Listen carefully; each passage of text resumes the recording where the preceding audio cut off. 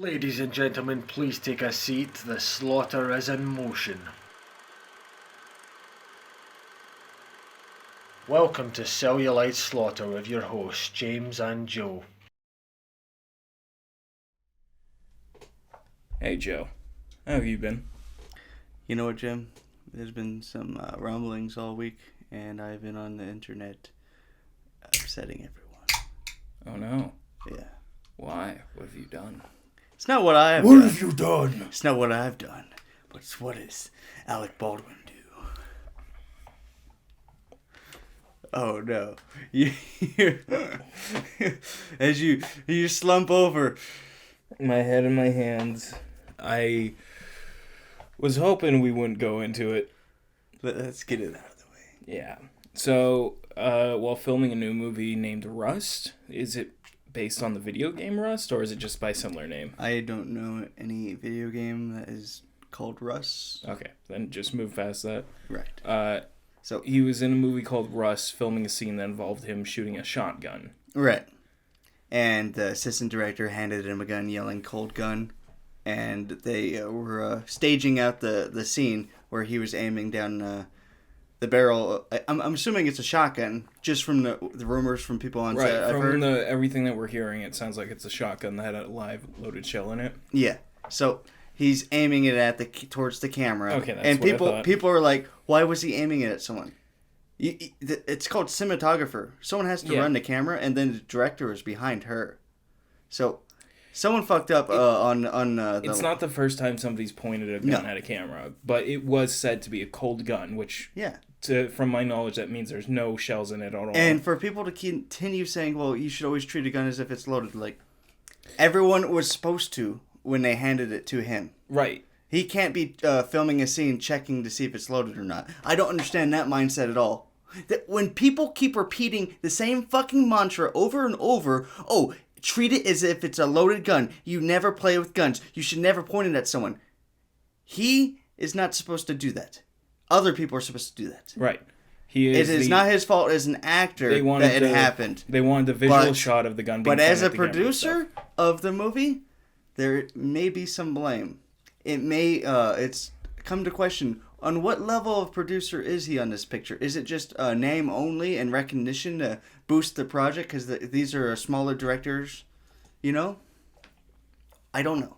And no one on the internet's gonna fucking know. Right. Only the fucking production company is gonna know. It's not gonna be our knowledge or ability to figure and nor out. should he face any fucking I think he is not at blame for the situation that happened. Yeah. As big a piece of shit as he is, okay? Not a lot of people are fans of him. I get it. He's only done 2 good movies his entire career. Cat in a Hat and The Cooler. Beetlejuice, you fucker. My favorite Alec Baldwin movie. You gotta check out The Cooler. You sure it ain't, what was it? The Mother Brooklyn or something? Mother Brooklyn. The he's Ed Norton. Yeah, he's in that. Bruce Willis movie for some reason. I never watched it. Motherless Brooklyn. I've watched it. He does try to play like a 20-year-old in it. It's very weird. Some people just need to step aside and get someone else to do the acting, but Edward Norton's a fucking narcissist. Yeah, so I'm not gonna deny that. Yeah. Well, anyways, back to Alec Baldwin. Yeah, he's a piece of shit. And I just keep seeing comments. It's my new favorite thing. Go through the fucking local news section on Facebook and seeing all the comments on it. And people are fucking crazy. Like people I get like the jokes and everything, you know, it's distasteful and shit. I've saved almost every meme I've seen of it. The moment I saw you and Franklin send me a meme, I just kind of stared wide-eyed at it for a minute. I never plan on sending any of these. Like, they're really, like, shitty. Someone died, and the director got shot. Yeah. So the shotgun fucking shot a hole through her fucking chest and into the director as well. Holy shit. Yeah, he's a person died from this, and Alec Baldwin was the one that pulled the trigger, but not with the intention of killing. No, nor should he fucking get in trouble for it. I don't think he should be the one in trouble. I think it should be the people who had, like, so improperly hired the new extras and crews and stuff. So let's wind it back, Jim. Let's wind it back. All right.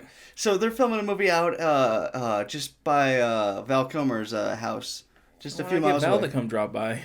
Well, he did a few other times they filmed out there for different movies, other westerns, but this one, I don't know. Good thing he wasn't there. Val, get down. So they, I guess they told the crew they would pay for their lodging, and then and pay for the fucking 50-mile drive every single day, working on a fucking movie 12 plus hours a day. Yeah, that's shitty. But hey, if the money's there, it's worth it. But then they're like, oh, we're not paying for your housing. I'm assuming it was one of these things. Well, we'll pay for it after the project's complete. It's going to be included in your entire pay type deal. And that's fucking shitty.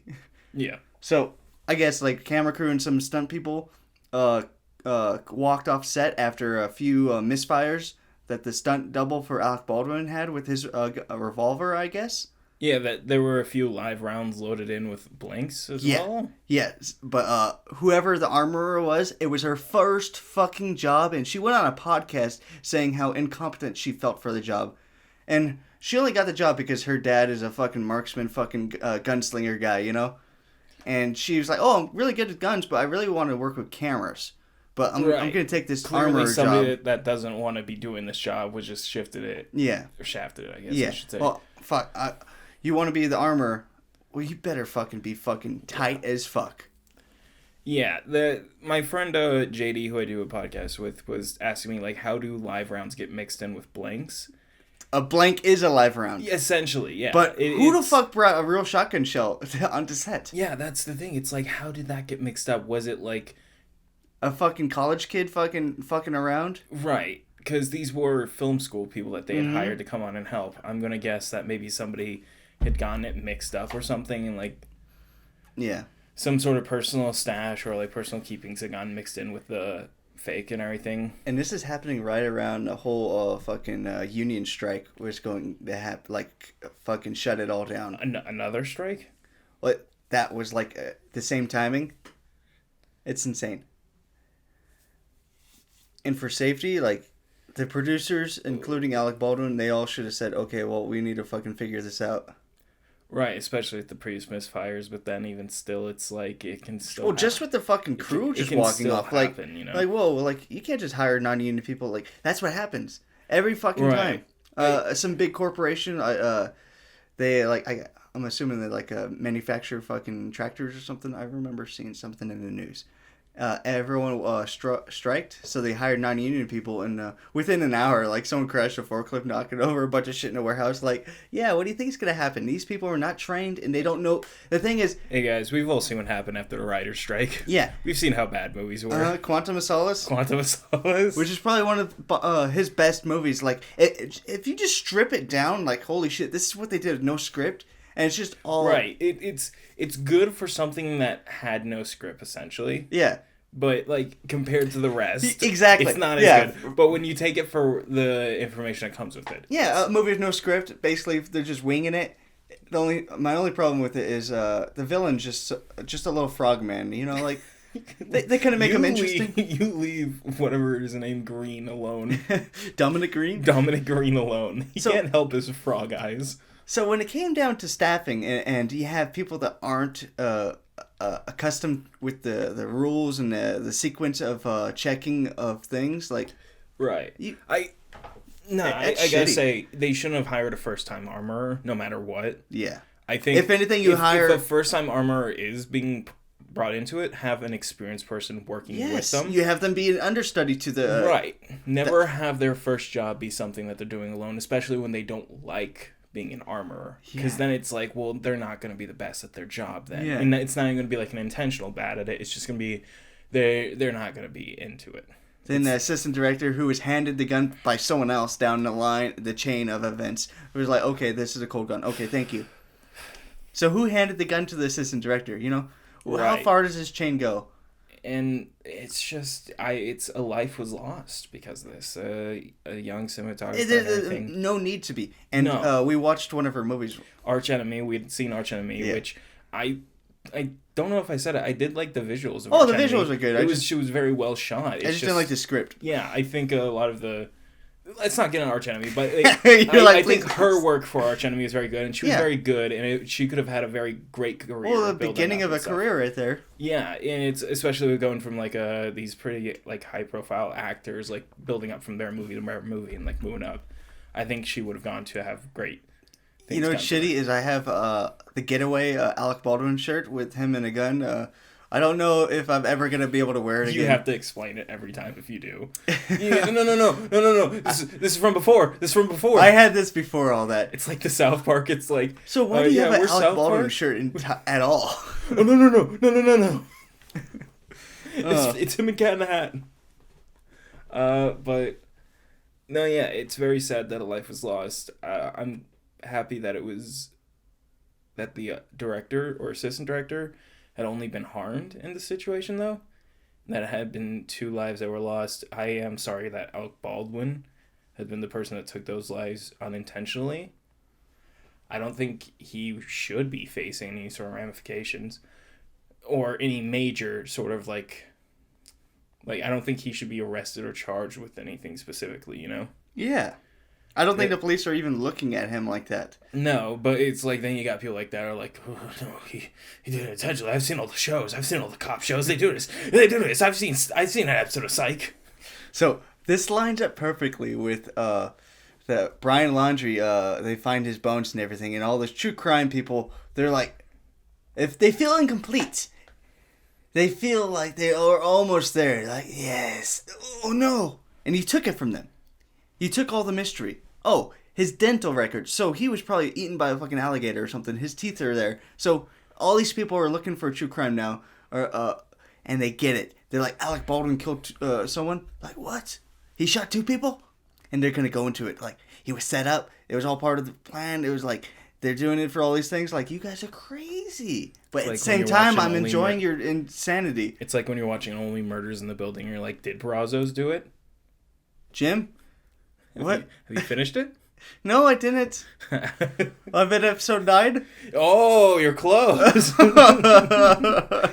Oh. I won't say. I was trying to finish it last night. It's 10 episodes. Oh my god, that ending is so good. It's 10 episodes, right? Yeah, I'm pretty sure. Fuck. Yeah, it's so good. I was falling asleep like this, like 1 in the morning. I'm like, I can't keep watching. It's so good though. I literally can't wait for season 2. But that deaf kid, he didn't push her at all. Well, no, but, like, he didn't help, like, he didn't try to say, like, she fell on her own. He just, like... He's deaf. How the fuck's he gonna communicate? You know how it looks? Sign language? They're gonna pin it on him. Well, anyways. He's the deaf weird kid that watches people through the walls as they break into his... Oh. Doesn't everyone do that? Oh. No one else has Murphy doors around here? You see me pull this up? Jim, I'm telling you need to get a Murphy door. For what? It would make no sense in this room. A Murphy door for your bedroom door. And behind this random cabinet that takes up half the hallway. With like it seems like there's a big room that's missing. You gotta scooch by this, don't you? Well, anyways, it seems like there's a giant empty area above this living room. Yeah, Alec Baldwin, the whole thing's unfortunate for everyone involved. Yeah. I'm very sad that it happened. And I hope we can learn and move on from this in a better way. I don't think this is a time for people to be signing petitions and trying to pass them along, saying ban all live guns from sets. No, that makes no sense to me. No, it's not. It's not a situation of the blanks or the round itself. It's of the incompetence of a first-time person not being supervised. There needs more training. Like, it's like anything else that happened with all the police and everything. They're saying, like, oh, well, we need a ban cops. Like, no, they need to be reformed and be more training. Yeah, better training. More training for these people. Literally a video of a lady pulling a gun, yelling the word taser, and shooting the guy in the back, like, from close range. And it's like, it's clearly like they're just unintentional, like, I meant to go for my taser, but I forgot which side it's on because it's bullshit. Not enough training. I mean, probably. I'm not gonna lie, probably bullshit, but... If you're right-handed, you're reaching for your right-hand gun, and if you're reaching for... that's your gun. Right. And your taser's on your left side. Right. You don't fucking reach for your left side. No. Fucking... Oh. Like, you know what I'm saying. Anyways. Yeah. Come on. Guns on sets, they're awesome. They're awesome. I do think there is a part of airsoft guns being used that is safer but it doesn't give the same effect. Maybe for TV shows like what they're trying to do on their ABC's The Rookie, where they have cops, whatever. Oh, so I've been binge watching The Rookie. You have? I've watched so much Rookie. So what's the gunfire like? It's clearly fake muzzle flashes, but I think for most of the pistols, it's real. Like, right. I think it's blanks, but then for like the ARs or anything it's airsoft. That makes sense. Yeah, I'm pretty sure those ones are airsoft. That's completely logical in my, just thinking about it, like, why would you have to fucking pay for blanks for a fucking AR? That's insane. I'll say this, like the first 5 episodes though, it's like very unsure. Also, it doesn't know its tone yet by the first 5 episodes. Well, it's a Disney fucking property. Right. On network TV. Network shows are so fucking...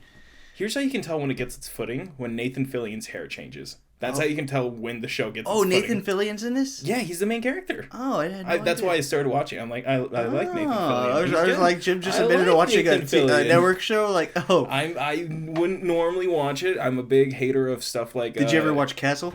I haven't, but it keeps getting recommended to me now. So, fuck. What's that one? And The Mentalist?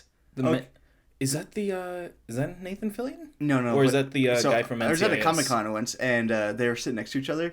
Oh, and okay, I know what you're and they're giving out autographs and shit. And I just remember seeing them. And the Mentalist guy, like, he's a lot shorter than he is on TV. And then Nathan Fillion was like, he had a huge-ass line next to him.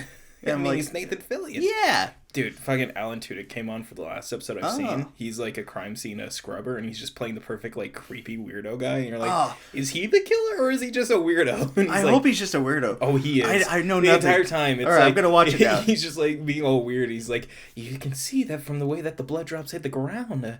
He was standing still when it happened. Nathan Did you just like, convince me to watch a network show? Yes, because it's literally just one episode, but it's like, it's all this build-up, and it's like, oh, it's clearly the big guest star. It's great. So, I don't see Joel McHale comes on for an episode. Oh, okay. Yeah, he's great. I don't see why you should ban guns from sets, but maybe television. Yeah, I mean, The Boys uses airsoft guns. Yeah. Which is very obvious when you really look at it.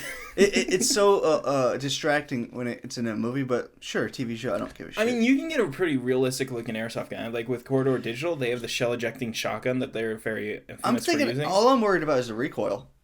Yeah, it's the look of the recoil is really. But I think you can. There's devices that they can put in a gun to make it recoil. Yeah, with some airsoft guns, there are like a sort of like a weight moves. Yeah, there is like a sort of like kind of bump it gives you. Yeah, with it, especially with the pistols, with the blowback with them and everything, it gives it that kind of feel that you can get with it easily. Yeah. So as long as there's a recoil and there's a weight to the act of pulling the trigger, I don't have a problem. Yeah, I don't think. Again, no live action. I mean, real guns should not be banned. All right, it's just better facilitation of it. Yeah, I think we said enough. All right, moving on. The memes, real quick. All right, there they are. They were there for a second. Yeah, one frame. Yeah, one frame. One frame. One frame. Moving on. Try to pause and find them. You can't. They're blurred. Moving on. You'll get a picture of my shirt. Moving on. What we're going to move on to next is a quick talk about the Uncharted trailer that came out and how bad it looks. It looks so generic. I think it and the Tomb Raider movie have some similarities of like they have the potential. I think the Tomb Raider met that potential though. I like the Tomb Raider movie. The problem is there wasn't a sequel. No, that's true. It's really the only problem I have with it is that it was set up for a sequel. It had the potential for it. They built a whole... They just didn't do it. They had all the elements that you're putting in place for the sequel. Right. I think they could have just done another 2-movie deal. Like I think the main actress was great, too. She did a great Alicia job. Alicia Vikander's fucking awesome. So my idea. All right. I'm going to pitch it to you. Also, Walter Goggins. All right. Is just the best villain. So good. All right. Super sympathetic, too. Like he just wants to go up to these kids. I like that guy. All right. Tomb Raider 2. The villain, Michael Fassbender. Ooh. They're married. They're married in real life. Okay. All right.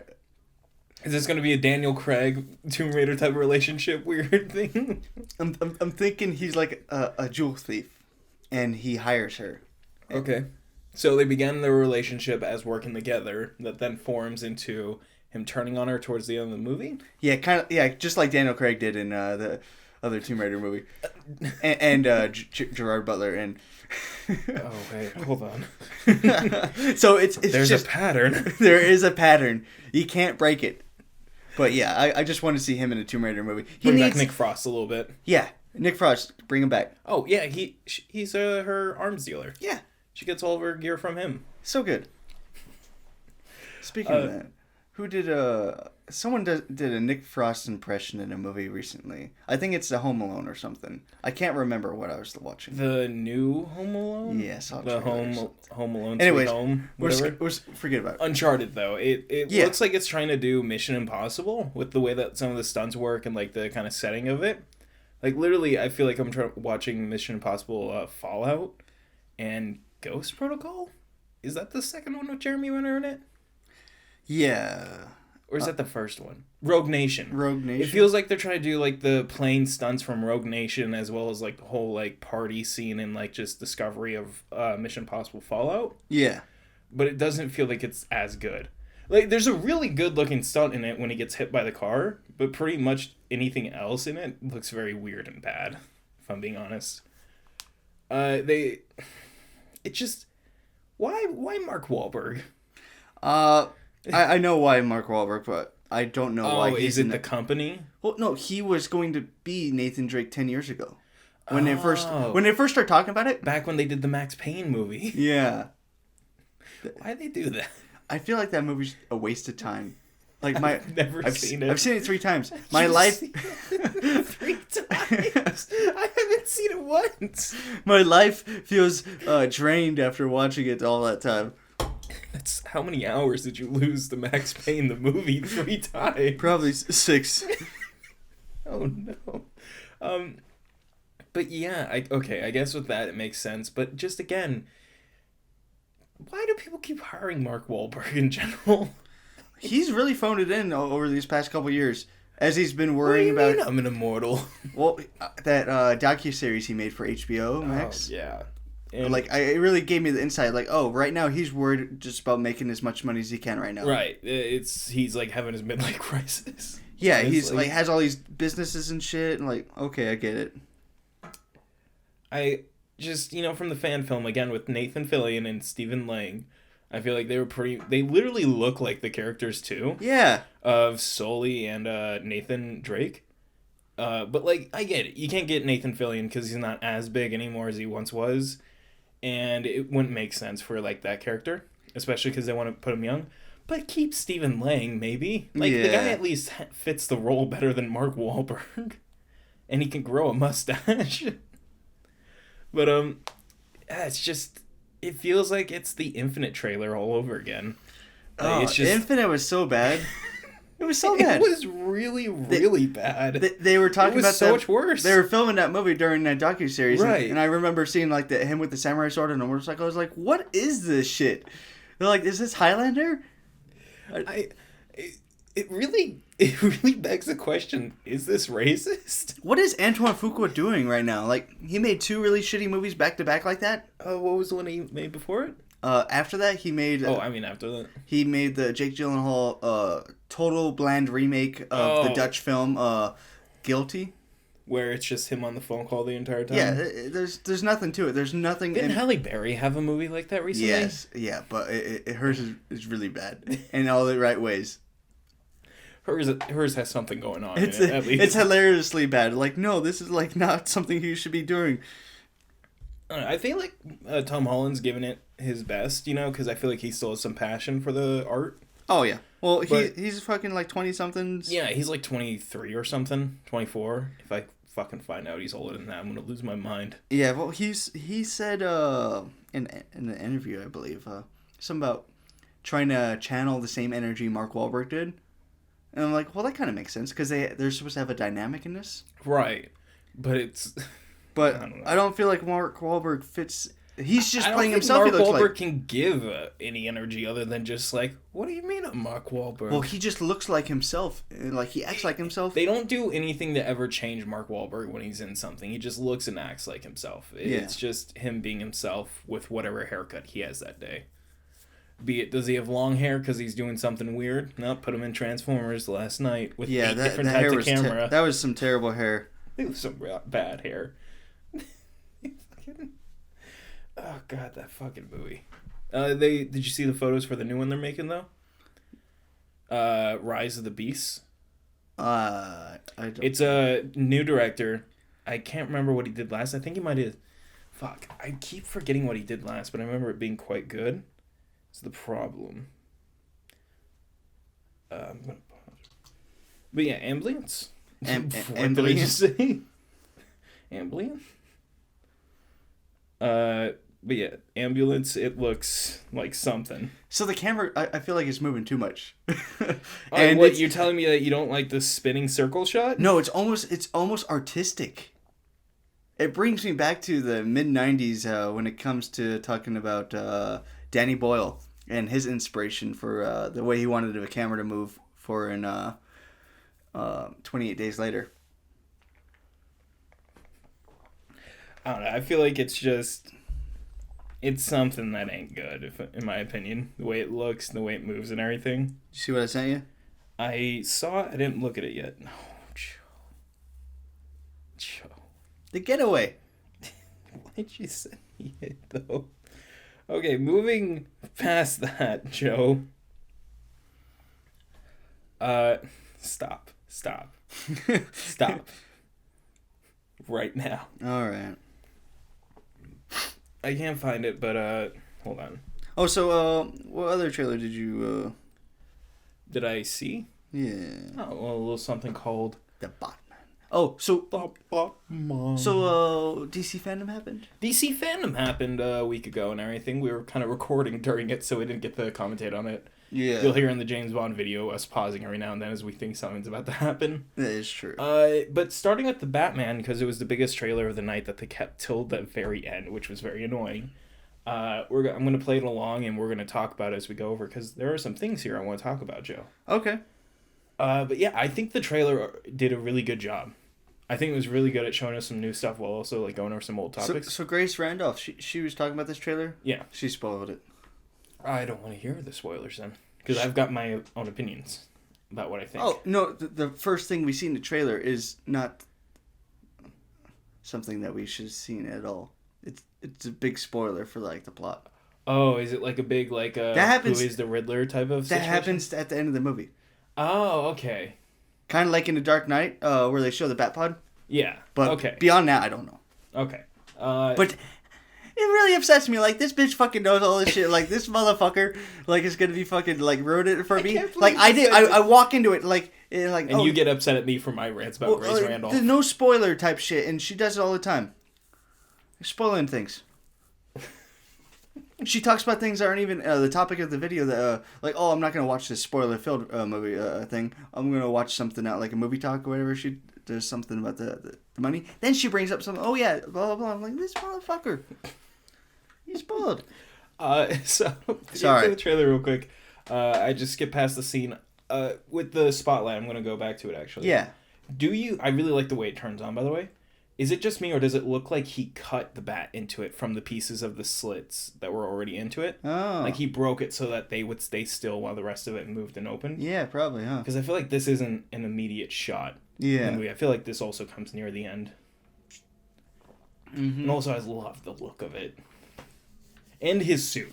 I think it's a warning. This really reconfirms for me that this is a really good suit. Especially I like with this the cowl. Suit. I know that was a big problem everyone had before.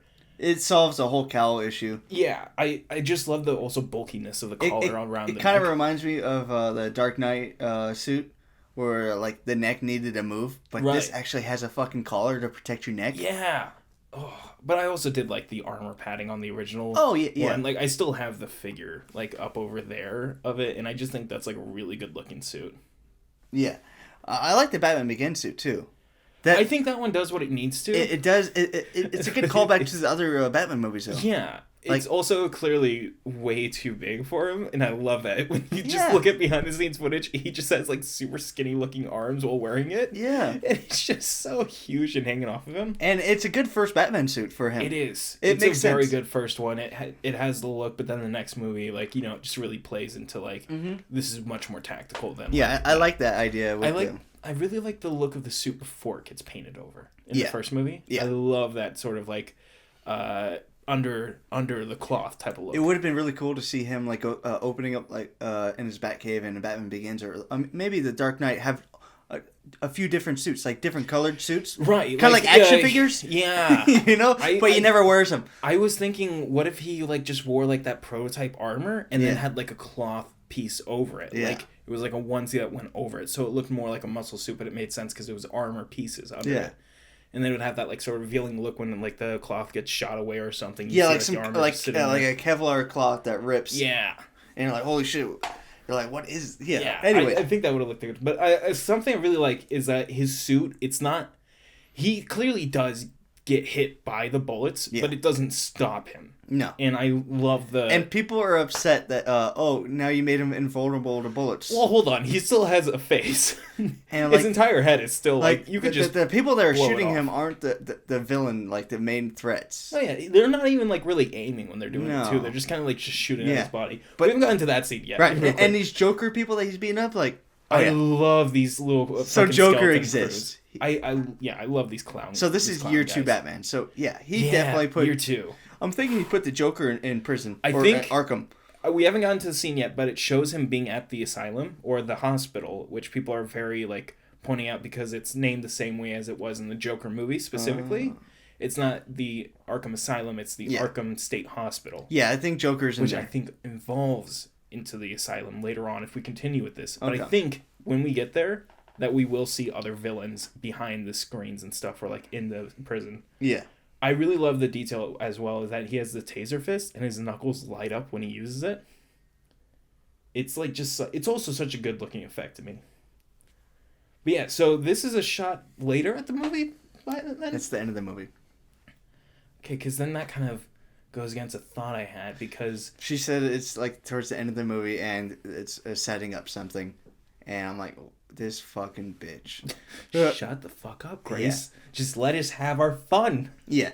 But we want our cake, but we don't want to eat it just yet. I like the reveal. You don't get to see his face or anything.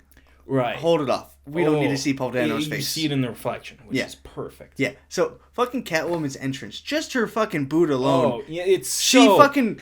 Zoe Kravitz is doing a great job at the whole fucking like Catwoman type of appearance and stuff. I'm thinking this is probably gonna be the best Catwoman representation on film since Halle Berry. No, but my favorite. She was pretty good at it as a Catwoman. It was just a bad movie. Yeah, as I say, waiting for your reaction. It's a movie I've seen. No, but Michelle Pfeiffer. I've seen it 3 times. Michelle Pfeiffer. It's my Max Payne. Michelle Pfeiffer though, like she was perfect for Tim Burton, but this is this right here. I have to say they have the line, "This is a powder keg and Riddler is the match to set it off." That's from Jim Gordon to Batman. When you hear it, it's like you can clearly hear that's Jeffrey Wright and that's Robert Pattinson voices particularly, and I really like that they have this kind of like dynamic where they're finishing each other's sentences. They're becoming friends. Let's just give a little appreciation to Jeffrey Wright. Jeffrey Wright's doing a fucking great job here. I'm just gonna give a quick little claps. Give me the feels for the fucking No Time to Die. Fucking Felix, man. Fuck. Yeah. Dude, Jeffrey Wright's... This is going to be a big year for him, I think, because it was What If, and he's in The French Dispatch as well. Yes. He's just fucking nailing it. So what are we going to watch that weekend, Jim? Are we watching Last Night in Soho or French Dispatch? Why not both? Yes. I say Last Night in Soho first. But yeah, I really love... Like you're saying, I love the entrance of Catwoman. I like Batman's sort of like casual. I will say that every time she's on screen, the lighting is perfect and not underlit. Right. Compared to everyone else. Oh, straight out of comics. I love the framing of them standing in this like structure together. Yeah. Which I do have to talk about because there is a scene where she's jumping off the building and he's being tackled by Gordon. So I'm wondering if at the end of this. Him and the GCPD aren't on best terms still and everything. So this is where they have the bat signal. So this is on top of the police building? Maybe. Or is this it looks like it's a building that's under construction. Yeah, I think... Is this the new headquarters? Also, I love that training scene of them fighting together and like fight... like the fucking helmet slap down as well. Let's take it back a second. Sorry, that's as far. It doesn't go. No, back that's just fine. a That's second. fine. Yeah, the powder keg scene and everything. I love sad emo Batman. Yeah, it's very perfect. So yeah, that's them just in casual clothing. That's not him in the batsuit. No, that's not Robert Pattinson. It's not? No. Oh, you think it's a penguin goon? I think it's a goon, yeah. Okay. I love this penguin shot as well. Oh, you know it's so fucking good. You know what? That we haven't even seen in any of the footage. Falcone. Yeah. I love that. It's this little subtle like. So like there's that's definitely a strong plot piece that they don't want to give away. I think Penguin's gonna kill Falcone. Oh. Because in the comics, he wants to take over scratches his face and everything. Yeah. For the year one story, but I feel like with this, it's gonna be that he kills Falcone and everything. He's just this little goon. He's just a little henchman that they call the Penguin. He's trying to work his way up, and he's gonna turn into the Penguin. It's the Gotham story. Oh, do you see the Penguin head? Rotate your head to 90 degrees to I your see right. It. Yeah, I see it. Literally with in this that pause, circle. With this pause, it does create the penguin head dip. Do you want to take a picture of that? There's the beak and there's the top of the head. Yeah. That's a penguin. It's literally with this pause right here. It perfectly shows. I love the fucking prosthetics. And Alfred. Oh, Alfred! I can't Look wait. At him. He's so fucking. And he's circus, man. Wow. Fucking. Yeah. He's also hitting all the fucking notches. Let There Be Carnage. This and his death in King Kong made me cry so much. Oh yeah, the depth of the chef and like the main guy, the first hand. Yeah, first hand. Yeah, oh, first hand. Fucking their deaths are what hit me the worst. All right, this hits me like something out of David Cronenberg movies. I love this just shot of him wearing these glasses. He looks like one of the ghosts from... He looks like a sick fuck. He looks like the ghost from Matrix. No, he looks like a real sick fuck. Like, he's a billionaire that you don't want to get see his fucking 50 Shades. 50 Shades of Batman. I call this the Red Room. What? Okay, so important thing about this shot is that is Batman standing in the middle of all this evidence like a fucking psychopath. So this is his Batcave. No, there's police tape on the side. I think this is the apartment. Oh, okay. Because look at it, it's lit by the lamps and stuff. Yeah, okay. And it's got the police caution tape. Oh, I think he's in the apartment trying to piece it together, figure out what happened. The Sins of My Father, No More Lies, Mitchell, Renewal is a Lie, and Coulson. So. Agent Coulson. Oh, and Savage. I didn't even see that. But Mr. Sunday went on a fucking rant about who these might be, and he like went insane with the deep cut polls for some of these people. Oh, really? Yeah, with like for this right here? Yeah, for these names specifically, he was literally like he was like, Renewal is a lie, and he's like, okay, that means immortality. Savage, that's an immoral. And then he just kept on going off on all these immortal characters. I gotta watch that. And it's clearly James losing his mind. It's my favorite one of their videos because it's just him going, I think this is what it is. And just like screaming. You know what's shitty is it would have been out by now. That is shitty. If COVID didn't happen, we would have gotten this sooner. But would things be different if that was the case? Probably. Because that's what I gotta think about. I also love this, like, him... they show him with his eye makeup. It's him with his eye makeup, but it's also him when he's wearing the motorcycle helmet riding around casually. Yeah. So it's not him in costume wearing it. This is great. I love his raccoon eyes. He looks like a goddamn psychopath. He's a fucking psychopath. And I love that version of Batman. Yeah. Him and Selena riding down the... where they slid the motorcycle really.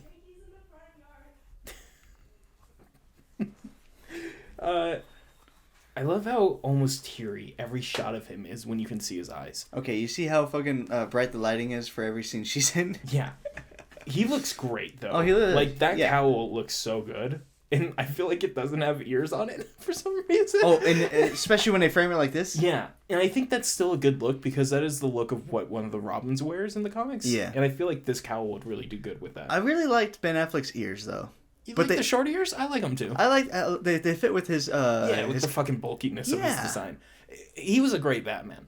The fucking like just an ape of a Batman. It would have made sense if he got a movie though. Yeah. Just give him a movie like I think we should give him that now. Like that now that he's gone to rehab and he's healed up and everything. Give him like a limited series on HBO. Make the Arkham fucking psychological thriller that he wanted to do. It's a great idea. Oh, but Anna de Armas wanted to be a Catwoman. And Oh, I love him getting hit by this bat and it just essentially deflecting off of him. So good. This is such a great fight scene. I have to see if something is true about that scene that I keep thinking. I think he's holding like a gun or something. Okay. Because there's a flicking sound effect whenever he like clicks it out. It's something on his wrist. Yeah, and so I want to. He's gonna shoot something at him. So this is my favorite shot of the penguin right here. Oh yeah, this is a great shot, and people have related it to an Alex Ross drawing of the penguin. I can't see it because it's too blurry, and I feel like we put it in motion, we're gonna miss it. Yeah. But he is holding something at the bottom of his hand right there. You can kind of see it on like his chest. Oh, that's such a great shot, and then him walking through the underworld and beating people up with the red background lighting. So the whole nightclub. Why does that Glock look so big in her hand, though? So I gotta say, the whole nightclub scene reminds me of the nightclub scene in The Dark Knight. Yeah. With Eric Roberts. You're like, what makes you think I want to hear you talk? I know he wasn't Falcone, but he was Falcone to me. Yeah, he was so like good. The Falcone first movie. No, this Falcone. Yeah. Yes. I love her, like, with the red Uma Thurman bob hair and everything. The shot of him standing on the edge of Gotham is really great. Makes you think this is the ending. Yeah, so he's fighting Gordon right there. Oh, shit. See? And there's something else that happens in this exact moment. I love that drop as well. Oh, this is so good, the fucking firing. I love it. So, War for the Planet of the Apes. Oh, the car. I love the car, too. And him just crashing through. He's so brutal. That is him in the wingsuit, by the way. Yeah. Because I remember we'd seen those shots, and I was like, why is he wearing a giant bag over him? Yeah. Because it's a wingsuit. And that's all the police chase him, and he's flying down the GCPD thing. This. So good. Dirty Batman, just covered in grime and just so beat up. And this is probably after he got blown up. Oh, there's like a giant cut going down the side of his cowl on his left side. That looks so good. Oh, the Riddler's fucking Joker type of video. Okay, he's beating up the Riddler here, by the way. I'm gonna rewind it, but you can see that it's the bottom of the Riddler. At the bottom, it's the Riddler's mask right there. So my theory was this is where he breaks the code because he kills Riddler. You can see that. Yeah, you saw it? Yeah. I think he kills Riddler in this scene. Or I thought that before he told me that other scene was at the end of the movie. But I thought he killed Riddler in the scene, especially with... And this is why he creates that rule. He creates the rule because of this, and also what makes me think of this even more is her reaction. Right. And I want to know what this scene is. Oh, this is the bomb scene. Yep. Okay. Oh my god, he looks so fucking good. It's Jeffrey Wright on screen, by the way. Him without the... He doesn't really have that much muscle, but he's a powerful guy. I'm getting Lighthouse vibes. I love that clip of Riddler in prison. So who's he leading down? I think these are citizens of Gotham, or like the Gotham underworld that he's leading. But it also could be like with the Dark Knight Returns comics, where he had the mutants that began to follow him as the Sons of Batman. Okay. I feel like we could get that, because that feels like very in this sort of universe type of storyline. The skeleton people. Yeah. They become his new followers after he beats up Greg, Nostalgia Critic guy. So, I this is still about the owls, right? I 100% think this is a build-up for the Court of Owls. Because no way this won't get a sequel. So we're still doing like the Spectre thing with this, right? I hope I'm that's the case. sure we're getting a Spectre sort of secret. Ooh, what if this is a trilogy and it's a build-up to the Court of Owls being in the third movie? But we like get more. We like it's slowly hinted, more hinted, and then confirmed. Well, I'm thinking that the Riddler's the one that like cracks the code, like the mystery of the Court of Owls in this one. Okay, because in the comics, Bruce Wayne's parents are killed by the Court of Owls in the newest continuity. And the mystery that he's trying to solve is like who killed your father? The lies of your father, like what he denied joining them, and that's why they killed him. Yeah. So Riddler's not the bad guy. No, he never was. Well, I mean he does bad things in order to reveal the Court of Owl members. Yeah. Yeah. That's what he's. I have to talk about this. In the scene where he's beating up Riddler, there is a weird effect on the camera where it's like everything's out of focus except for what's in the center. So I'm wondering, is he on some sort of hallucinogen when he's being up Riddler? Is something playing in his mind, or is he just like so like just adrenaline rush that he's My just problem focused? with this is the director and Robert Pattinson didn't get along. That is true. They did and Robert Pattinson's not really about sequels, and that's really shitty. Like, I wish he'd play ball. I wish there would be a and they would already be on production, or like pre-production for the new one. I love this. Yeah. It's just the car. The teary-eyed. DOA, Dead on Arrival. Oh. Sorry. No, that's a good point. I didn't even think of that. But smashes his skull in, I'm so sure. That scene of him in prison, though. Yeah. I love this is shot. Before the bomb goes off. Is it though? Yep. But is it? He's doing a slow turn right when he's looking at Gordon. And that's the shot of Gordon like being like, no, it's him. Like, oh my god, I love this. This is such a good shot, and it's such a good closer. I like the look. homemade feel of his mask. Yeah, I was about to say I love the even closer look of the cowl and how it feels like with the way like some pieces are shaped and stuff. It's very Adam West. Yes. But it's so modern. Yeah. Like, it's hard leather, it's black, it's so good looking. See? This is such a good shot as well. See? Right, he looks at him like right before it blows up. They're doing the out of focus and her only in focus. Okay. And it's very perfect So lighting. what is this scene? Someone fell. Someone's been dropped. Right. The person on fire falling off the building from that one trailer. Remember? There was that second trailer that had a couple new clips. It's him falling off the building on fire. You see the flame on her face. Like the lighting. And it's like it even like glitches out with the way that flames do. Like, it's uneven. What is Alfred reacting to as well? Is it the bomb going off maybe? I don't know. But I gotta say, Colin Farrell's Robert De Niro impression is perfect. It's Dad mentioned he thought it's the perfect approach for the Penguin as well. Like, it's obvious. It's so obvious once you see it. It's kind of like in Untouchables when he plays Al Capone. You know, he even does the same line delivery that De Niro does. He repeats himself twice. I got you. I got you. What's the matter with you? What's the matter with you?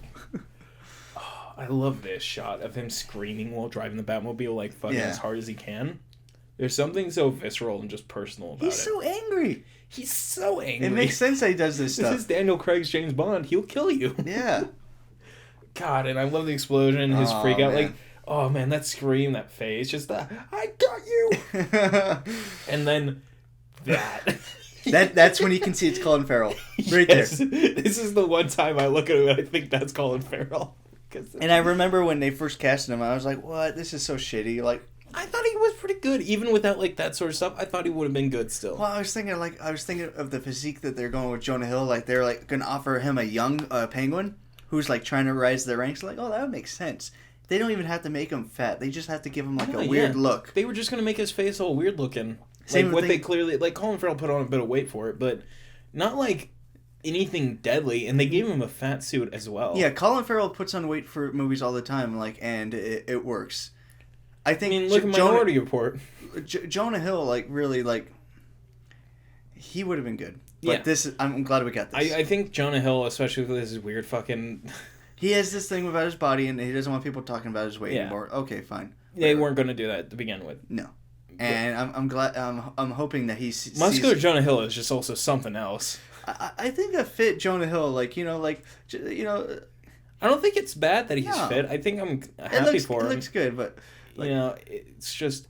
When you grow up with someone that, like, as a kid, like, younger in his 20s... Right, you grow up with one view of somebody for so long that, like, when they suddenly drastically, like, go from Jonah Hill to him having the largest biceps known to man, you're like, he does have big ears. But anyways, I don't want to comment on his body. But yeah, Colin Farrell in this shot, I love this fear in his eyes when he realizes that he can't stop Batman. It's so real and just, like, very scared. And then the shot of him just fucking zooming up and just crashing the fuck out of the car. I like how the fender flares on Penguin's car look. Yeah. That's just such a great shot of him being upside down as the Batman logo goes over him. And I keep seeing that with the two notches in there. Are we going to get that at the end of the movie, maybe? What? The new bat symbol? That's going to be on his suit. It's made out of the pieces of the gun that killed his family. Oh, is that confirmed? I thought that was still just theoretical. I think that's it's true. Okay. All right. So what are we going to talk about next, Jim? I think. Do you want to move on to Black Adam or Flash next? Oh, I don't want to talk about any of those. Well, I mean, I do. Yeah, I know you do. Yeah, I don't care. So, I'm going to pull up Flash next because that one has, I think, it'll be the quickest to get through, but it'll also have some very interesting details about it.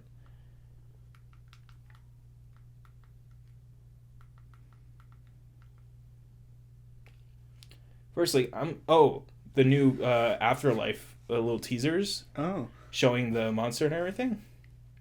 So, do you think he gets infected? I don't know.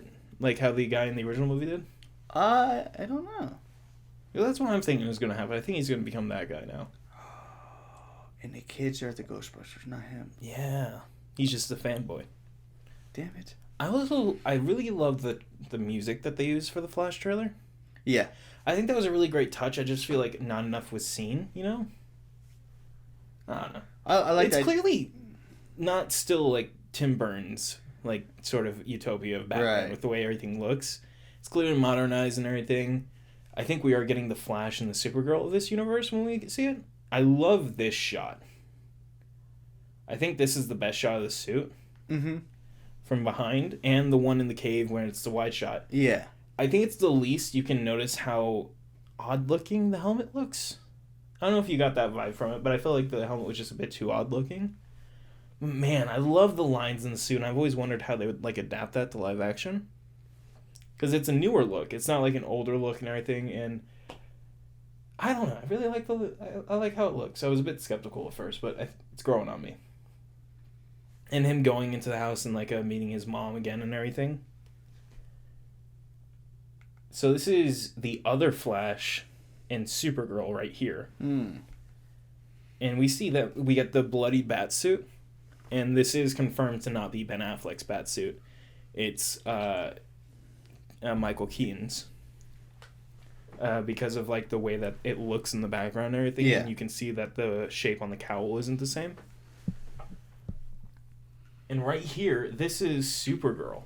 Oh, okay. Which makes me think that this is going to be more in tune with the way that the Flashpoint storyline from the comics and the movie happened. Okay, I'm not aware of what that is, but okay. Flashpoint was when it went from the original continuity to the newest one. Gotcha. Because Flash decided to save his mom, which stopped a lot of series events.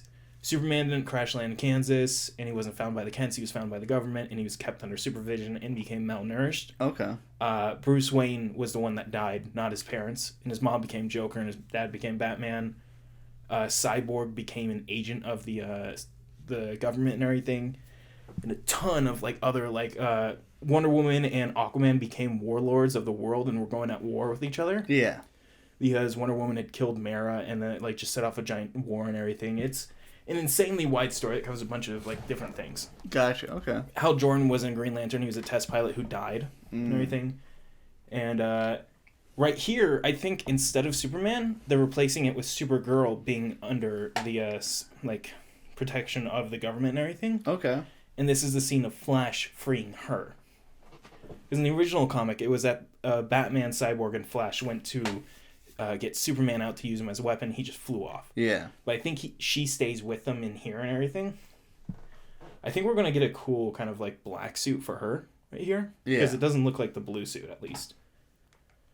But then that's the other Flash with Supergirl when she's laying on the bed right there, and he's putting that over. This is the other Flash making his suit from a Batman suit. That's the Flash ring where the suit comes out of, and I think it looks really good and very kind of practical because it has the little knobs on it that makes it look like it's a twist off, which is when the suit just appears out of it and attaches to him. And I love this shot of the suit as well.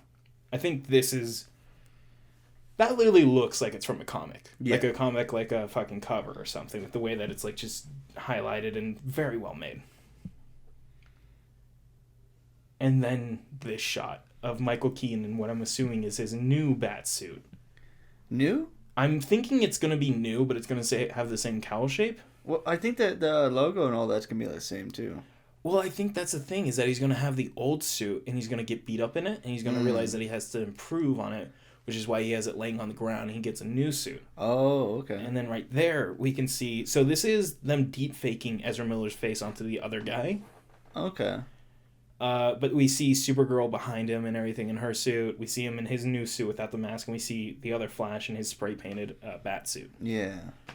Which actually kind of looks pretty good, to be honest. It looks like the suit that he wears in the Justice League movie. Yeah. Kind of. But I really like the trailer. I think it wasn't that bad. For a little teaser, I mean. I'd like to see more from it, though. And, you know, we get this little tease of the other Flash pulling off the tarp over the original Batmobile. But other than that, we didn't really get anything else. And it's still in production. I thought it finished. But moving on from that, what I think happens is that the other Flash becomes bad in some sort of way. He, like, just turns evil or something. Because it was said that there's going to be two Flashes who are Barry Allen, and one of them's going to be a bad Flash. Yeah. Like a bad guy. I think something's going to happen involving Supergirl that causes him to become evil. I don't know. I'm curious to see what we'll get and everything, but yeah. I think not enough happened in the Black Adam trailer for us to talk about. But yeah, it just... We did see highlights of people, like Pierce Brosnan and then like all the other Justice Society members. Yeah. What'd you think of that? I gotta see a trailer. Yeah, you know, I get you. I like the violence that we do see right off the bat with the little teaser that we got. I want to see how he plays it. Ben Shapiro did a No Time to Die review. He's a weirdly, like, very, he did a review of, like, Justice League and talked about, like, he went into all, like, the background details of, like, Zack Snyder and stuff. I know, but he's a little twerpy nerd. I wouldn't expect him to. Here, pause out. I want to watch a couple minutes. Oh my god. That was... Hi, I am Ben Shapiro, and I don't really know such what a to twerpy say nerd. Then he does his own little soundbite. I'll have you know, I have your character arc. Yeah, all right. that was a bit of nonsense. Moving on from there, which one do you want to start with? With our big two topics other than DC fandom. Oh, Halloween. Halloween. Dun dun dun. Dun dun dun dun dun. Oh, yeah. So, Halloween Kills. Halloween Kills. Everyone is talking shit. They're saying, "Oh, this is so stupid. Everyone just does stupid things." And there is no character plot. There's no plot. He's just going around killing people. I'm like, you motherfuckers. Hey guys, I just got a little spoiler for you. That's how it works. It's a slasher. It's Michael fucking Myers. The title tells you what's gonna happen. He's gonna kill. Halloween Kills. And I don't want to hit the nail too on the head here, or just, you know, kind of point it out to you, but that's how this works. People are like saying, "Oh, there's no plot. It's just a bunch of chaotic mess of like him going around killing people. Then there's a mob of people that kill some fucking crazy guy." I'm like, that's the point. It was the whole point was that this mob mentality like went so far that this guy who was clearly not Michael Myers. Yeah. They treated as because they wanted to just end it. Yeah. They didn't want to be terrorized anymore. Well, what's the plot? I don't understand what's happening. Did you see the Halloween 2018? Hey guys, there's a prequel. So Halloween 2018, Halloween Kills. You don't even need to watch the original Halloween. No. Halloween Kills, and Halloween Ends. It's a 3-act arc. Right. And wait, I thought it was Halloween Dies. Halloween Ends. Halloween Ends, okay. So, is this all happening in one night? Not the third one, I guess. Okay. I was hoping it would be. It's going to be because it's Halloween Ends, so it's probably happening the morning of. Or it's going to be happening some other time, but a year later. But the plot of this one is the continuation of the plot of the first one of this trilogy. Right. So once this trilogy ends, it's going to complete the story, and you can watch them all back to back, and it's going to make it, it's just one big long movie. It's kind of like binging a fucking TV show that everyone does in one day. Yeah, we all fucking do this normally. I mean, we've all watched The Squid Game. No. I have not. No. But it's just really good. It really picks up with points that like were kind of just left off and ignored in the last movie. Like immediately with where did the cop survive? What happened with the boyfriend? Yeah. It's so good. I love this movie. It's great. It's awesome. And You know what? I feel a little bad for Michael Myers because I'm kind of hating Tommy. That fuck. That little bald, annoying bitch. Why aren't you? Michael why aren't you Myers. Paul Rudd? Michael Myers ascends to the Shape in this one. Oh, God. His ascension into this fucking, unkillable fucking thing. I love that the entire movie, it's just like you see him just getting fucking his ass kicked. Also, I love the return to the original movie scenes. Yes. They're so good. So, oh my God. I was so fucking shocked. Officer Hodgins, tell me, has Michael killed again? And I was like, holy shit, like, this is like an original piece of film. I figured out which scenes were and weren't in the original, but it took me a moment. I'm like... No, they reshot all those. All of them? All of them. Even the scene of, like, the cops walking up and, like, the clearly, like, 70s hair type of look and everything? Yeah. That one looks so genuine, though. It's also genuine. I wish there was a whole fucking half of a movie just dedicated to that. Can I talk about how I don't feel like anyone's made the look of those years actually look correct? Especially the way people's, like, hair looks. Uh-huh. I think once you see the hair, and it doesn't have that weird... backlit? Yeah. If you don't have that weird Donald Trump, like, fuzz to your hair, then you do not look like you're really from that era. Good. And they nailed it in this to the point that I thought that was original footage. I was like, I can't believe they're fucking doing this. This is so fucking good. They get the colors just right, the way film looked back then, where the blacks are so black into the night and everything. And I was amazed. I was like, they have fucking Michael Myers looking and moving just like he did in the original. He moved. Again, that's why I thought it was so genuine. He moved it was like the exact same way. Then the cop that got shot, he's in those movies we were watching. That werewolf movie. What was it called? No Blood or... No, Werewolves at Night or something? Blood of Snow Hollow or something like that. Blood of Snow Hollow? What the fuck? Let me... We're talking about... Are we talking about the Ubisoft movie? Hold on. With the, that one guy and then the AT&T girl? No. Okay. Because that's the only werewolf movie that's on the immediate mind of me. Oh! The really bad one. What? No, yeah, you told me, like, his acting was, like, really, like, intentionally bad in it. It's like, so intentionally erratic, yes. And he does it every time. Okay, yeah, no, I know what you're talking about now. I remember. Yeah, I can't find him on this. You gotta go home, there's a werewolf. Yeah, yeah. And his other movie, that is him, yeah. The other movie that he directed and wrote as well, like, he plays a cop as well, and he plays the same character in this. I'm like this. I love how awesome that is. Like, whatever. But no, yeah, he did a great job. Oh, so good. Yeah, I was like literally like I felt so bad for him at his dad. When I saw the guy that shot him, like, oh, I recognize this actor from things. Yeah. And I was like, holy shit! Like, that's how I knew they reshot all this shit. But I was like, they really got fucking like a deleted scene where he's like yelling up the stairs. Like, no, they reshot. Oh yeah, it's a fucking mask. When you sent me the mask, I was like, okay, we're just gonna see some like wide shots of just Loomis standing there. But then like when I saw him talking, I'm like, it's real. It's so good. Dr. Loomis is such a tragic character for the movie to open up like that. Like I was like, this is gonna be awesome. I'm just gonna ride it. It's a ride. It's a Halloween movie, like during Halloween, you know. This is the perfect season. It's literally the perfect time to watch it. Yeah. When you sent me the Peacock Cook, I was like, sweet. I watched it all yesterday morning straight through. It's such a fun thing to do for Halloween right now. Also, I gotta say, I think Peacock might have some of the best quality for streaming so far because I did not get any bad frames once. But I think it's because there's no one on there. Sadly, that's probably true. Anyways, yeah. It's not the greatest movie in the world, but it has such good production, and it does exactly what it's intended to do. I don't think there was one kill I was like, Yeah. Like, with the first one, I think there was, like, a kill or two where I was like, Well, okay. The kid fell on the gate, whatever. Yeah. Well, yeah. So, the first two old people in the house and everything, so hilarious and so fucking terrifying. Oh, my God. I felt so sad when I saw... Call the fucking cops! It's hilarious. Run! He fucking reaches through the wall, grabs him, starts slamming him. Oh, pulls him back, slams his neck on the glass, then pulls him through the window. So good. Oh my God. And he's killed several people that way, this movie, and it was just so surprising every time. I'm like, he's not gonna do it. He did it again. This madman. Then Big John and Little John, I'm like, fuck. Poor gay couple.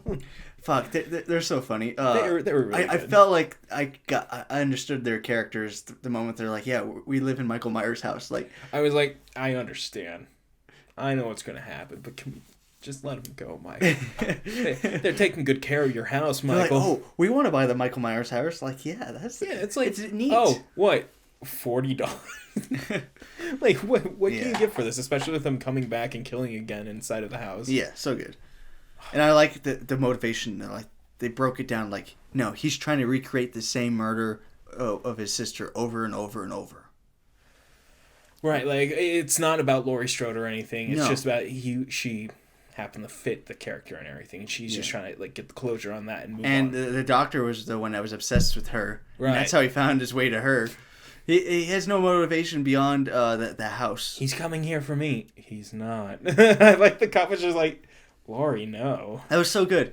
It kind of reminded me of The Last Jedi, but like done right. Yeah, it's the subversion done correctly. I feel like I am sad that they're no longer siblings. They lose that sort of like connection that their characters had. But the thing is, they've already. But that continuity does still exist. But they've explored that so many times already. Right. That continuity exists twice already. There's With like 6 movies of Rob that shit. Zombie, fucking. Whatever that turned into. She was like dreaming of a white unicorn at the end or something. That was a Clockwork Orange reference, I believe. Okay. That's how that movie ends. That's but so fucking... with that one, I like how he had his own little twist on it. Like, okay, they're both compelled by the same like sickness in their head. Right. Whatever. Again, it's been explored. Those continuities still exist. It's not just gone. It's still there. So but this is just a new timeline where this takes place after the first one and none of the other ones happen. There is no cult. There's none of that. No. This is exploring. He is the shape, and simply that. There's nothing more to it beyond him just continuously killing. I cannot stress this enough. I loved... spoilers. I love the moment he got up. Yes. He pulled the knife out and killed everyone. Fucking slashed the throat of the cop whose daughter had died. I knew that the fucking mob of people were going to get him the entire time from the beginning of the movie. Yeah. And then for it to happen the way it did, I was like... During that scene, I was seriously sitting there like, what the fuck is the next movie going to be? I can't believe I just watched this dinky little mob fucking kill Michael Myers. Yeah. And then it's just... He is the shape. Yes. He is ascended beyond. Yes. Boom, fucking immediately. And it's like, oh! I loved all the close-up shots of Tommy Doyle. Like, they always had, like, this erratic nature to them where, like, they're canted. They never... these Dutch angles, like... I never felt like Tommy Doyle was sane. No. In the entire time, I thought he was an unhinged fucking madman. Yeah. Like, Lonnie was the most sane one among their group other than the two ladies. That fucking... Them all dying inside that truck, by the way. Fucking... So brutal. So good.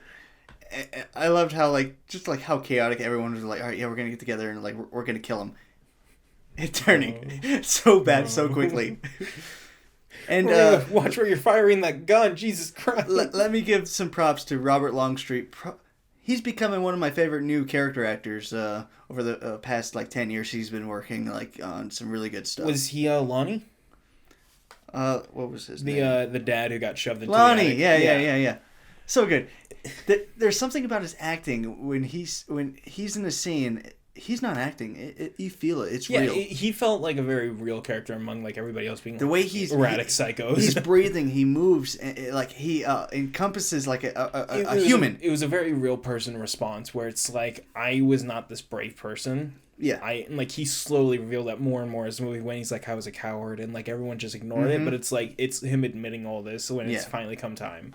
And when he does try to be a hero, he gets an off-screen kill. Gets shoved into the attic. And I gotta give a shout out to his performance in Room 104 on HBO. Holy shit, so good. I thought you didn't like that show. I don't like some. No, every episode's different. Oh, okay. I don't like some episodes, but there's some episodes. I gotta show you his, because the moment he's on screen, you're like, holy shit, like he's bringing it to fucking 20 when everyone. He was in Midnight Mass, right? Yes. He was the drunk guy? Yes. And you feel... what a tragic death with him. And he's also in Dr. Sleep. He barely has anything... Fucking parlor tricks. Oh! Fuck! Like, the way he fucking parlor tricks. So good. Just a couple of great properties right there. Yeah. Real quick. Just go fucking watch the shit out of Dr. Continue Slave. working with, what was his name? Mike Flanagan. Flanagan. Just real great. Anyways. Halloween, though. At the end, when Michael Myers is getting up off the ground and killing the mob, it's so... Just for visual sake. It's not, like, realistic, like, how that situation would have probably gone. But I love how visually everything was blacked out and you just saw all the, like, reactions to him just killing them.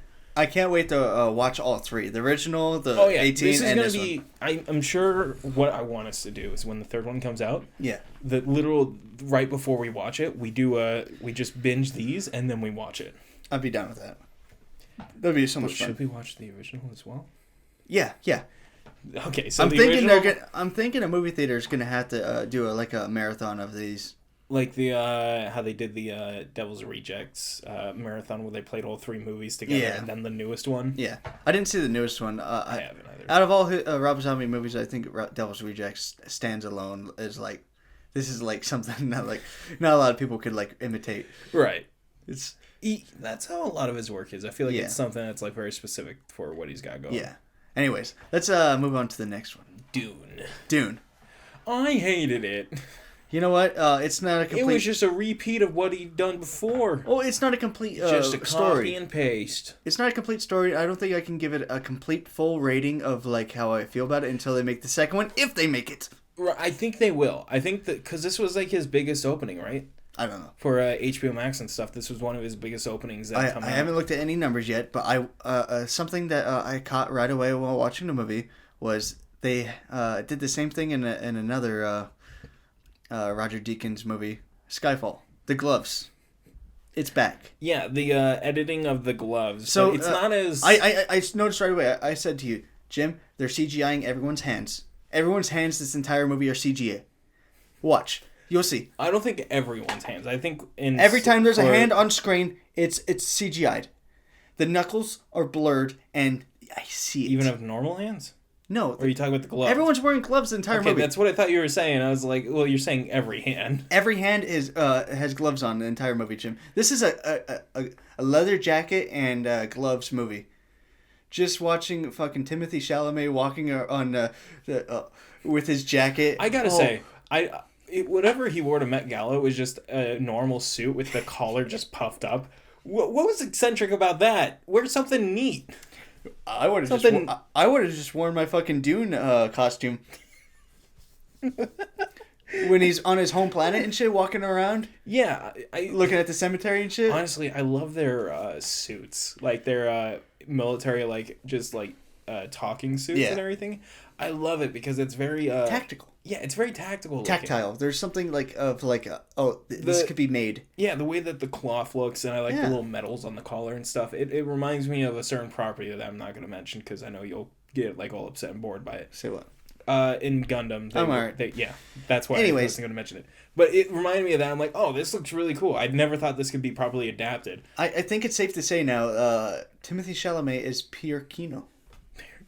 He has elevated himself beyond the hatred or distaste. Yeah, this is probably... He achieved it. This is finally him becoming no longer hated by you? Yeah. Great. I liked him in The King, though.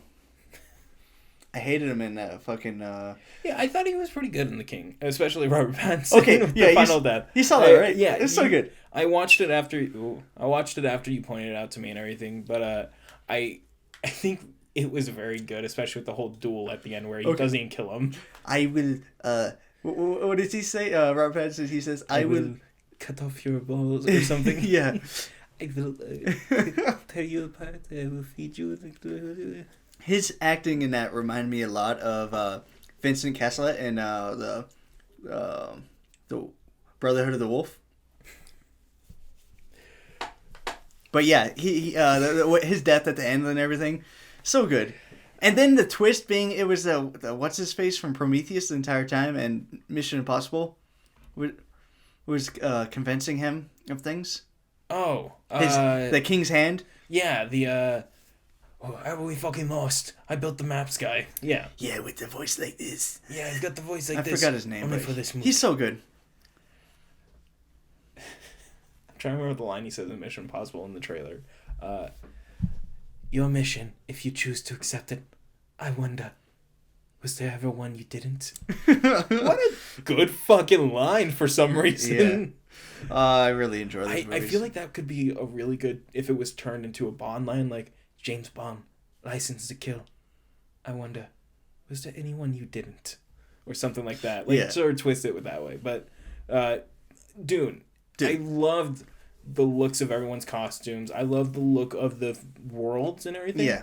It's so its own thing. It's no longer just the original property or the original movie. Mm-hmm. It's become its own sort of thing with the way everything moves and looks. Yeah, I really like this. I knew nothing going into it, and I'm happy I didn't. I think I read a couple pages of the original book and I just stopped. Yeah, I didn't watch the original movie. I watched the original movie so long ago I can barely remember. Yeah. I want to rewatch it again just for this. So, I really enjoyed the 30 plus minutes of doors opening and closing. Oh my god, what are you, Dad? No, but I really enjoyed that though. It reminded me of Blade Runner, the original Blade Runner. Yeah. Like these little moments and everything that it's atmospheric. It really pulls you in. It's like a meditation almost. And it really made me want to make a door like that. And I was thinking about all the hinges and everything, like precisely like, okay, this is how you would have to do that and this. But I love the look of the ships and the way that they work. And I love that we saw different generations and different versions of them as well. Like we saw the multi-crew one, and then we saw like the combat ones, and the original one that they flew in at the very end. Yeah, I liked how they were watching the harvester trying to get the spice and everything, and just the idea like, okay, this is very like real, right? I feel like this is like something like that could exist, and then for them to, the whole politics of it all, it didn't feel very complex. It felt very simple and just straightforward. I understood what was happening. I was like, holy shit! Like it's like Game of Thrones almost. Yeah, I feel like we've seen enough sci-fi in properties and stuff that it's very like, Shakespearean the way all the betrayals happen, and like the emperor, like they betrayed them, like they don't like that his son is like a crossbreed or whatever. He has these powers, and that makes this house a threat. So they're what was the name of the barons? It was like the Harkins or something. Harkins. I love this newer look for the Harkins. Like, I'm gonna say it. I love the ginger fucking weirdo, slimy weirdos that we got in the past. But I think this is such a good look. It gives them a way more like kind of powerful and like gross alien-esque. And for him to be on the ceiling, it reminded me of Alien. Oh my god, the fucking ceiling shot of him just sitting there, just fetal on the ceiling, just he reminded me of like the Alien movie. I'm like, holy shit, this is so good. Fucking Dan Dysfunction fucking bit it. He bit it so horribly, and his eyes were like burned out or something. I didn't know it was gonna be a poison. I thought it was gonna be like a bomb. Well, I mean, they said gas. I was expecting it to be. I thought he was gonna get poisoned. Like, he's gonna bite on it and he's gonna die, but then boom. Oh, okay. I was thinking it was going to be like when I first heard him eating, and then it just like cut to the shot of like Oscar Isaac sitting naked in the chair, just like paralyzed. I thought they were eating a piece of him, and that the tooth had poisoned his body, and I thought he was going to start cackling as like, you've been poisoned. You notice how no one's fat beyond the Baron? Yes. Yeah. Dave Bautista's just a fucking huge muscular guy. He wasn't in it as much as I'd like him to be, but I think he's going to be in the second one a lot more. Yeah, of course. I think this was more Dan Smulchen in it, as like the just voice in his ear that immediately was gone, and now it's just pure anger. Yeah. So, fucking Javier Bardem's entrance in this. He's such a great fucking walk-up. I love his look. I love their looks with the giant fucking capes and hoods. Yeah. I was like, Kylo Ren. Well, it's very, like, it makes sense. I also love the look of their suits. I like the real world, like, political aspect to this. Both houses by the Emperor that are sent to this planet, they're both evil. Right. No, that's what Johnny turned to me. She's like, so are they the good guys? I'm like, well, technically, no. Atreides isn't necessarily good, but they're not necessarily evil. They're just trying to find a means to their own end. Yeah. But they don't want to be killed, so they want to harness the power of desert power. I'm sorry, but every time they said it, I couldn't help but fucking laugh. Yeah. But it's Game of Thrones. No one's a good guy. No one is completely good. They don't like the way that people are being treated, but they're not the bad guys. Yeah, but the people, the homeworld people, Javier Bardem's people, they are the good guys. Yes. I like that there's a clear, like, America going to Afghanistan type of feel to this. Yes. And it's going to be like, well, no, that wasn't even the original intention. No, this is but just a new They just look applied at it to that, and it fits. It's like there's no white people with the, like, that Yeah, are so let's blended talk about into the white savior aspect. Yes. There is a very big white savior aspect, and I feel like that immediately became apparent once Oscar Isaac died. Yeah, and then all the POCs die, as they say. Yeah, fucking Jason Momoa dies. The one medical director or something dies. It's interesting. Like, I feel like it couldn't have been avoided though because of how the original script goes, and he is this messiah character, and like you can't avoid that, especially when it's like if you'd casted somebody else, everyone would have fucking like. It's almost the point. The nerdiest uproar. Yeah, I think it is the point, but it even becomes more of a point when you apply that who is being cast as who now, because in the past that's not who was cast. Like they weren't the. America going to Afghan, sort of like the people of color and the white people type of character differences. It was just originally all white people, essentially. Yeah. So it wasn't the intention in the past. No. But when you make it this now, it does become that. Yeah, and I feel like there isn't an avoidance to it if you keep the casting of Paul as a white kid. But I don't think he's a bad choice either. I think Timothée Chalamet did a really good job here. He really channeled what's his face from Twin Peaks. What's his real name? David something. Let's see.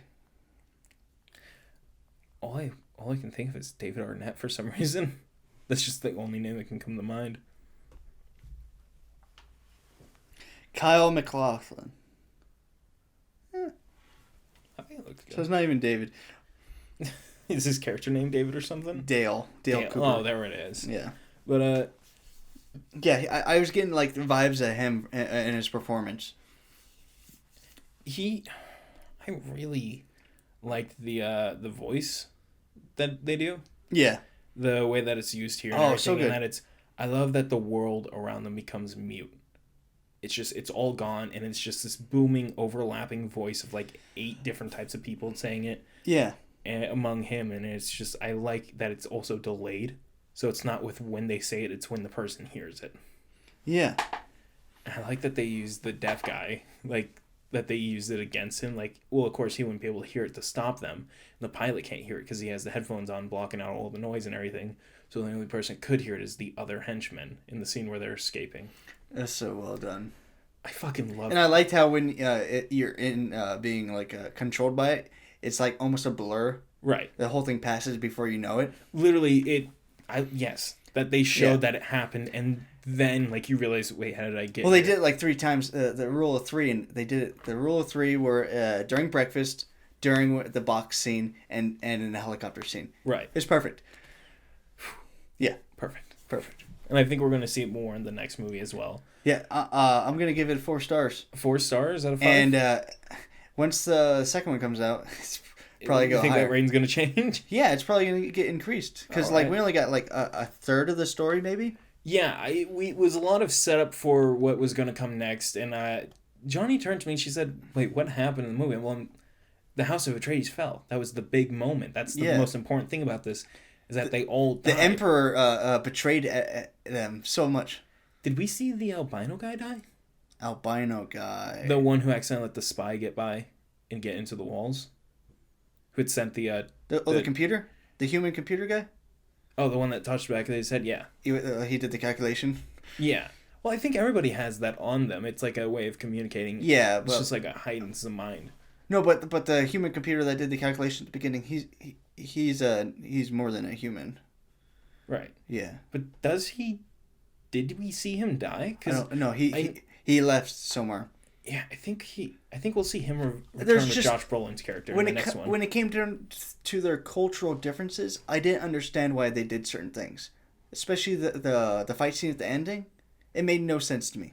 Well, it was that he was upset that they were letting in the newcomers, but then it's also like, was Paul just seeing potential futures and not the future? Right, because in his... Because he'd seen that him and the other guy had become good friends, and that like even the voice was telling him, you will have great friends to help you along the way, and it's like, I will teach you the way and everything. And it was like, so is it just potential futures and he can change the outcome depending on what happens? I don't know. So if that lady survived, would they have ended up becoming friends, but because of her death by the hands of those people and everything, and she never got to meet back up with them?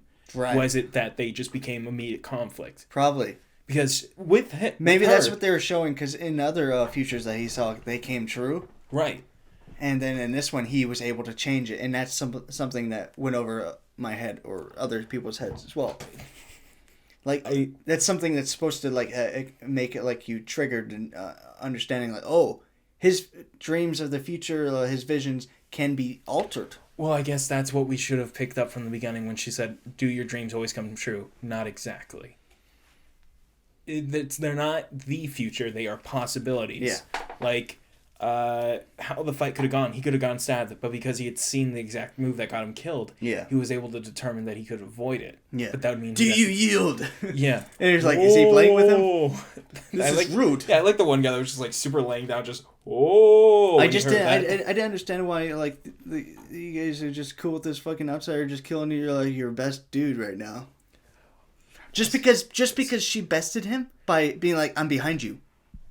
Right. That made no sense to me. I think it's because Javier Bardem is supposed to be like their leader, and they lead by who is the strongest and who is the best, and because he was just so immediately like caught off guard and bested by this woman. Well, it's very animalistic, like nature.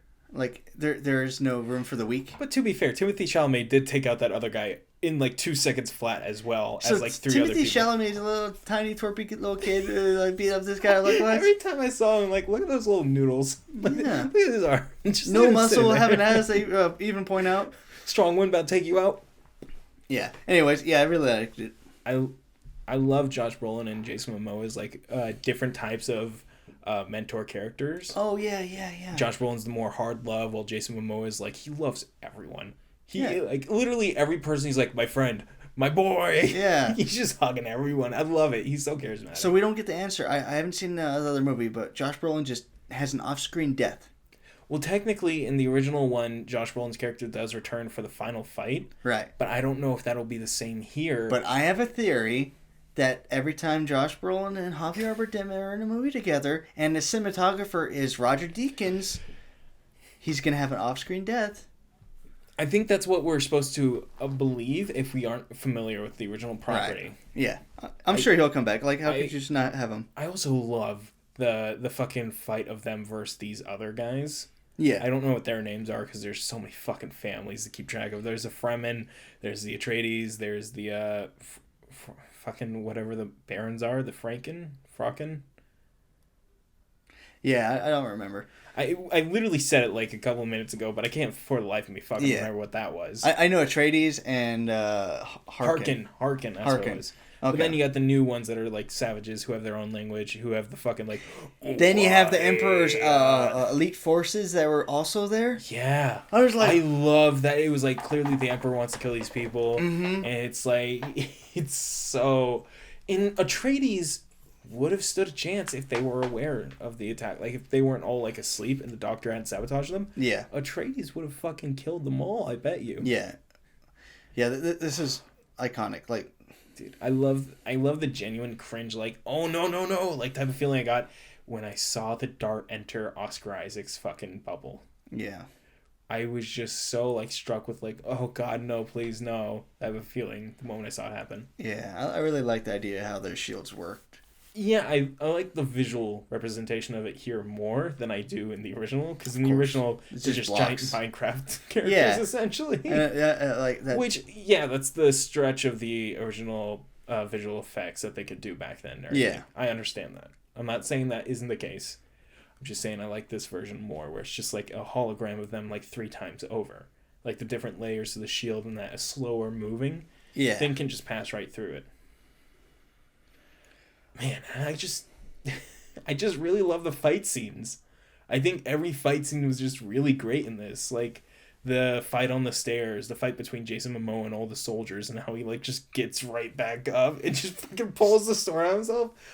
Oh man, I love that. Yeah, so good. Fuck, I feel burned out. Yeah, I think that was the first time we gone through all of our topics before we got burned out. We didn't really need to talk about Peacemaker trailer. No. Nothing really happened in it. But the person they're fighting is a character called the Judo Master. Okay. It's not TDK much as it looks like him with the whole fucking green vest and wristbands and helmet. It's not, but I guess he just liked that style so much because the original character is red and yellow with a very kind of racist suit. Oh, speaking of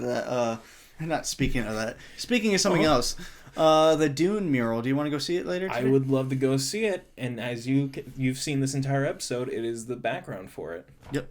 If you're watching it on the episode. All right. But other than that, thank you everyone for recommendation. Halloween, Dune. Go watch them. Yeah. Dune.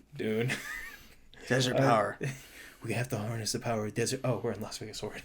But thank you all for listening. If you're on Apple Podcasts, please leave us a review out of 5 stars and write something so we know what you think about the podcast. If you're on Spotify, pass this around. Word of the mouth is the best way to keep podcasts like ours going and get more attention. Watch on YouTube. Please like, subscribe, and leave a comment so we know what you thought about this. We'd like to know what your thoughts on Dune and Halloween were and why you think the Batman trailer looked so good. Other than that, everyone, thank you all for listening. Say goodbye, Joe. Goodbye.